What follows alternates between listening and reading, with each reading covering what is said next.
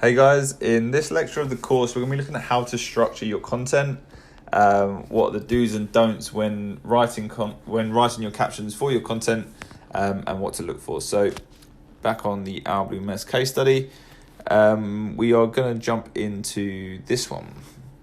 So you can see how that they've structured out their content. This one in particular went viral.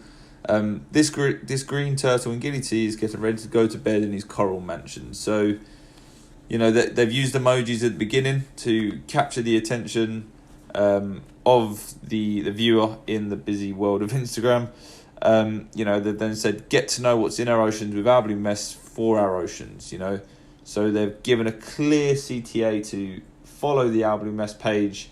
They can click through on that link and go directly to the page where they can then follow and interact with the page even more. They've then, all credit goes to original photographer, which is fine. So what happens is usually the photographer will reach out to them and say, yep, we own this content. Do you mind tagging us in it? No problem. So they then go ahead and they, let's find one, for example. There you go. All credit goes to original photographer, one breath Beth. So they've obviously tagged the original content creator. You'll find that this just keeps people happy.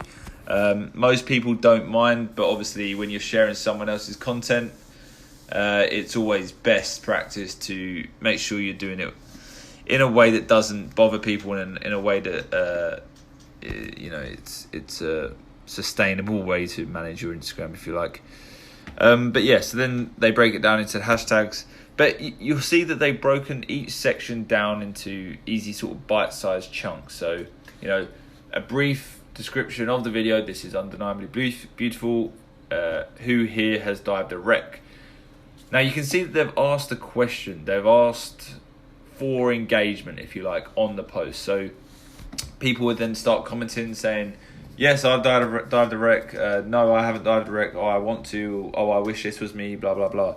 Now, as mentioned in the previous section of the course, Instagram looks at this engagement rate and sees it as a good thing. It sees that your posts are getting a lot of comments. There's a lot of people starting discussions on your pages and your different content. They're having chats with the actual owner of the page, and that's great. The page owner can then go through, comment back, respond. They can like comments. They can almost build this sort of community in the comment section, and without asking a question and without actively going out there and almost forcing the viewer to answer the question in the comments, then you don't get that sort of response and you don't get that sort of build up. So that's something we really, really recommend that you do. Really get creative with it, play around. You'll really figure out what works best. Maybe it's tag a friend that would love this. Let's find another example here for you. Okay. Tag a friend that would love this. Does it get much better than this? Tag a friend.